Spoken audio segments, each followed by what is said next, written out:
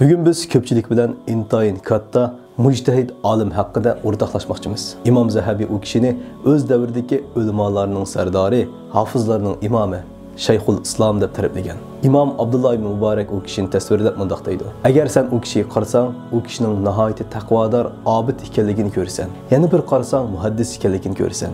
Yana bir qarag'aningda bo'lsa, u kishining fiqhiga cho'nqur cho'kkan faqihlardan ekanligini ko'rsan. Undaqda biz bu olimimiz bilan tanishib chiqaylik.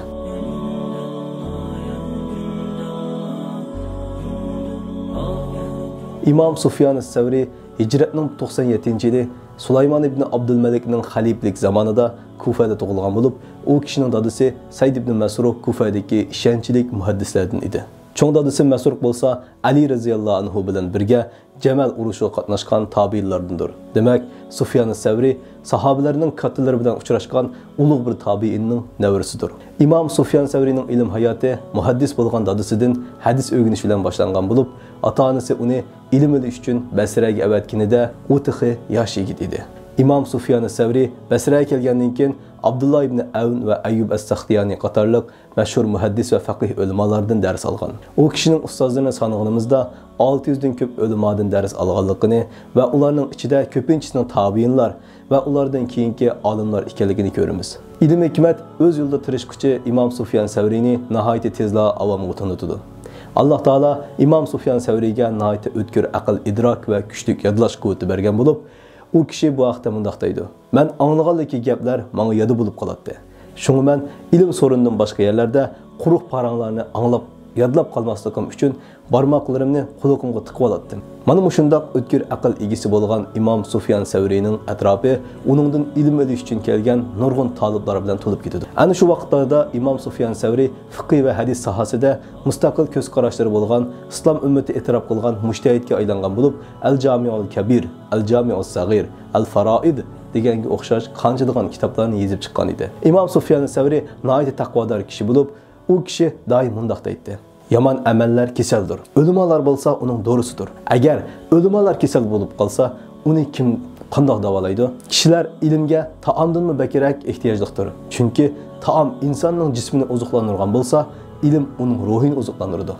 Sen dunyoda qanchalik yashasang, shuningga loyiq tirishqin.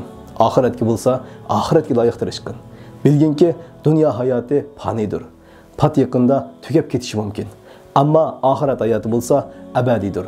Shu vaqtda hokimiyat Umaviylar xalifligining ilkida bo'lib, Imom Abu Hanifaning vafotidan keyin kishilar qozilikqa Sufyan Savri eng mos keladi deyishadi.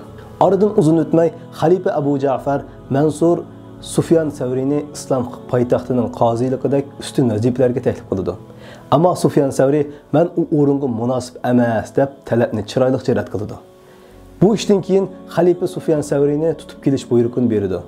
Bunu anlagan Sufyan Savri Iroqni tark etib Makkaga ketishga majbur bo'ldi. Sufyan Savri Makkaga kelgandan keyin Makkadagi kishilar u kishini nihoyat cho'ng ko'rib, u kishining izzat hurmatini qildi.